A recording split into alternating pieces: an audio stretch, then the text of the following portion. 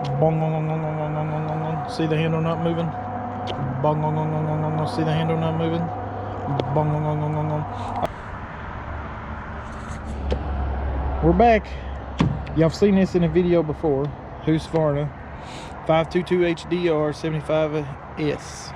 Yes, that's a lot of numbers. I don't know why they do that. Still using fluid film. Somebody also, just use WD-40. WD-40 is not a lubricant. Did you know that? Did you know that? Oh, look here. 535 LK with the Husqvarna hedge trimmer, and then the Husqvarna 122 HD60 I've used for years, sitting right there. I'm using this one because this is what Husqvarna gave me months ago, and I've been using it and I'm loving it. And I'm gonna lube it up while I'm talking to you guys. I forgot my tripod, so I'm not gonna make no action. Y'all have done seen me cut these before. You haven't seen me cut these before with this big beast, but you've seen me use this trimmer before in a video where the bees freaking attacked me. That freaking hurt too. So anyway, WD-40 stands for, oh man, I remember that. Look at that independent shock absorption here. Look at these springs. This thing has almost no vibration, and I love my HD 122 HD60 over there, but man, compared to the commercial grade version, look at it moving without the handle moving. Yeah. Look at old 350 BT. He old as a mofo, cranks right up. And I started using the Sure Can to keep from spilling, and that thing spills more than the no spill. Oh, there's a new gas can that was at the GIE. See, I ain't even talked about the GIE yet. I talked to Husqvarna at the GIE. I don't know if some reps, you know, some guys. I didn't want to say, hey, I want to talk to somebody, you know. So I just talked to random people. Got all kinds of hats from them. Fell in love with that Red Max I've been wanting. So now it's going. We went to a Red Max dealer the other day. I took a picture of the sign, and they didn't have one. They said it took forever to sell the 30cc Red Maxes that they had. And I was like, oh well. I tested it at GIE, the one, gots to have it. And Husqvarna owns Red Max, it's the same company. But anyway, let's get to it. Check this out. Bong, gong, gong, gong, gong, gong, gong, gong, gong. See the handle not moving? Bong, gong, gong, gong, gong, gong, gong. See the handle not moving? Bong, gong, gong, gong, gong, gong. Oh, you're gonna see a jungle gym. This thing fits in my jungle gym sheath. If y'all watched that other video, it's called Bees Attack or something with bees. And you will see this go into my jungle gym sheath. I don't have time to talk GIE right now. I ain't even made the first video. I looked at them, got to meet my peoples. So we'll talk to them soon. Got to meet my favorite people. But anyway, I better get going. So the Husqvarna's on deck right now. We was gonna mow, but this yard here is done. Donezo for the yearzo. It needs weed eated. Next week we'll weed eat. We'll mow a little bit of it, but other than that, mountains. You see him? Look at him down there. You see him? See that orange man down there? You know who that is. The hard worker of the group. The roister. And I'm sitting here talking. I need to stop. Hey, we can do a thing to see if this thing will crank. I ain't cranked it since I cranked it last. I don't know when that was. It's been a week or two, because the GIE was last week.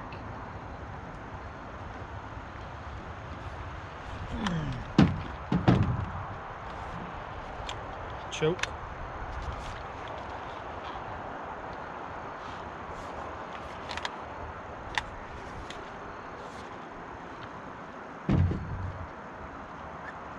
Prime, just because I'm going to. Remember, the primer bulb only gets air out of the system. It's not really necessary unless you ain't cranked it in a long time and it's got air in it. Other than that, let's see what we got.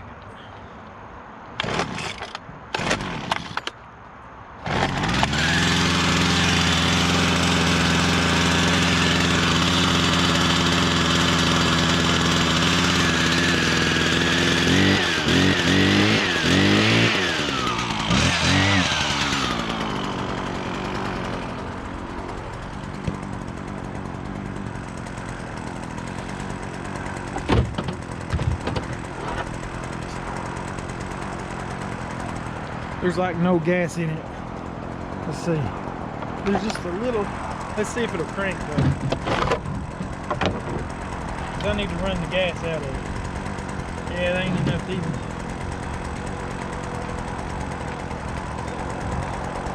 There it goes.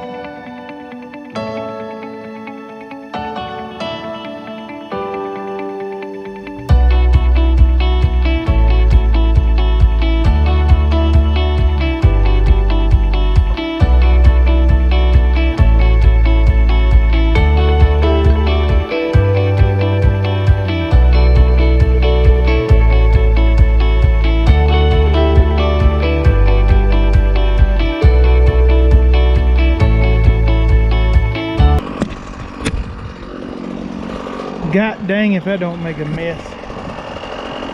Look at that. I ain't done. I just starting. Look how overgrown those things was. And the mess. Well, I might as well show you what else I got. If y'all don't remember all that mess. All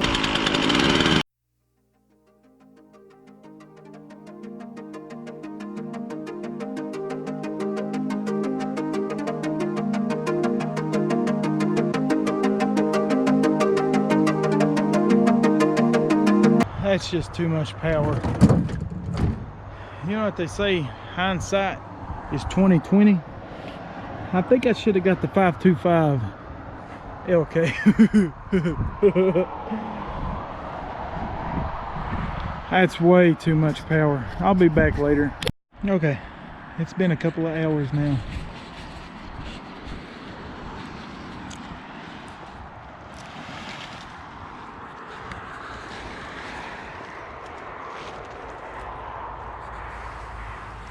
Only got a few more to go.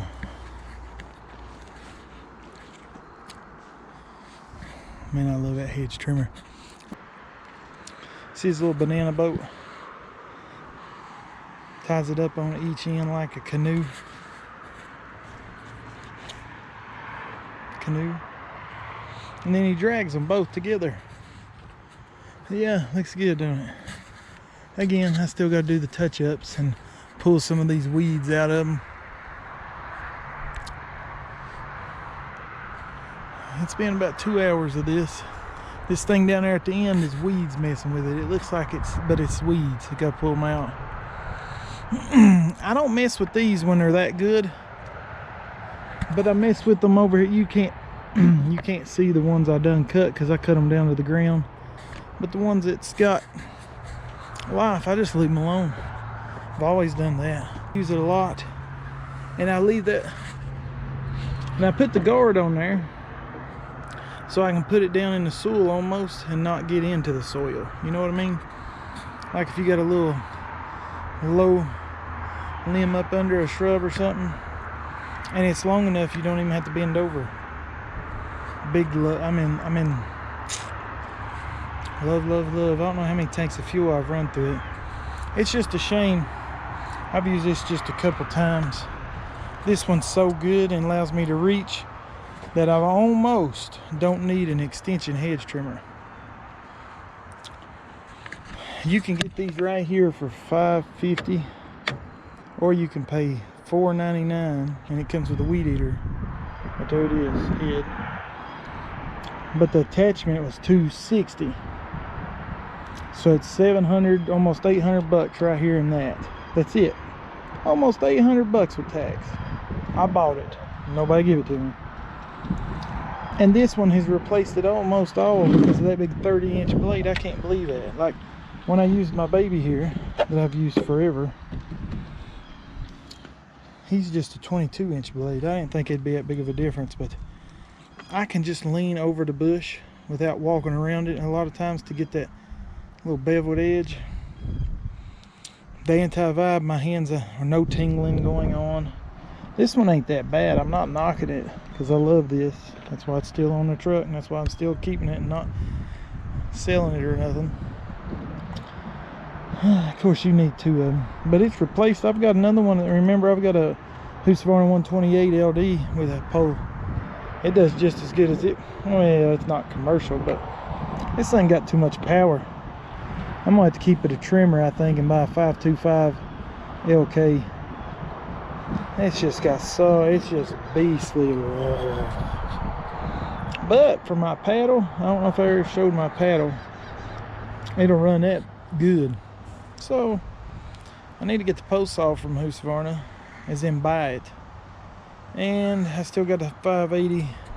I played with all these things at the GIE, so now I know what blowers and everything I want for a fact. And it's a Husqvarna. I'm sticking with my brand. Ain't nothing wrong with the other ones, so don't get all...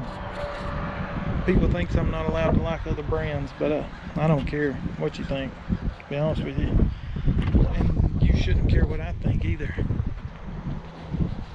I gotta go over here. And this is like, I know, this ain't the biggest hill, but it's about straight up and down. You can't even see it, it's so steep, see? Trim it back, do-do-do-do, trim it back.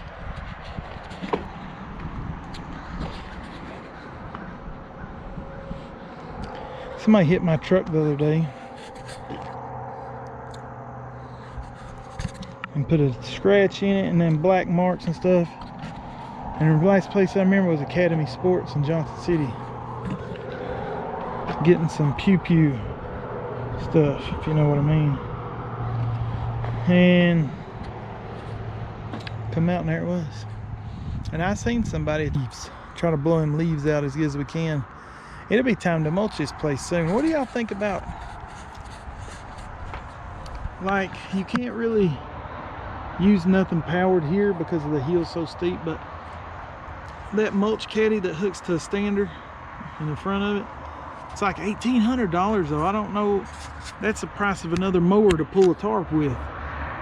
Mulch mate or something. I'm like, dude, it's like a 0-turn wheelbarrow that hooks to your stander, and it's like $1,800. I was like, I'll go buy another 0-turn and weld a freaking bucket on the front of it before I pay $1,800 for a wheelbarrow. So I'd rather give that same $1,800 to a wheelbarrow that has tracks on it to climb these hills. That interests me. I'd love to have that Mulchmate wheelbarrow. I ain't paying $2,000 for a freaking thing that wheelbarrow. You can literally make one of those. You know that, right? For a couple $100, if that much. Go buy you a welder for $500 or $400. Buy you the metal for $100 or $200, and build you one and some caster wheels. $1,800 freaking dollars. That's the dumbest thing. The ideal's great. Not knocking the company. It's called Mulchmate or something, is it? G-I-N-E, and I was in love with it. And then I looked online the price and I was like, are you freaking kidding me, bros? Every time somebody makes something for us commercial landscapers, they think they should gouge us to death and then get a few social media people to say it's good, and then, oh yeah, gouge more. Say it's good. Say it's good, and we'll give you a free one. And we'll gouge everybody else with it. But I don't care what they say, it ain't worth $1,800. I know what metal costs, I know all about it. I could make it. Of course, with that logic, you can make anything. So if they took it down to about $800, maybe. $800 would be pushing it, but $1,800? What? I'm tired of everybody overpricing stuff for our industry. We're the ones that work so hard in this freaking weather. I mean, sure, they work hard developing and stuff, but they in a good, nice air-conditioned room. They probably go outside, and then you got the hard-working people that's out there fabricating it. Them's the hard workers. But they ain't making none of the money neither. It's us out here sweating balls and then paying $1,800, like 10 times the value of it. I don't know. I need to edit this out. Peace. I'll be back.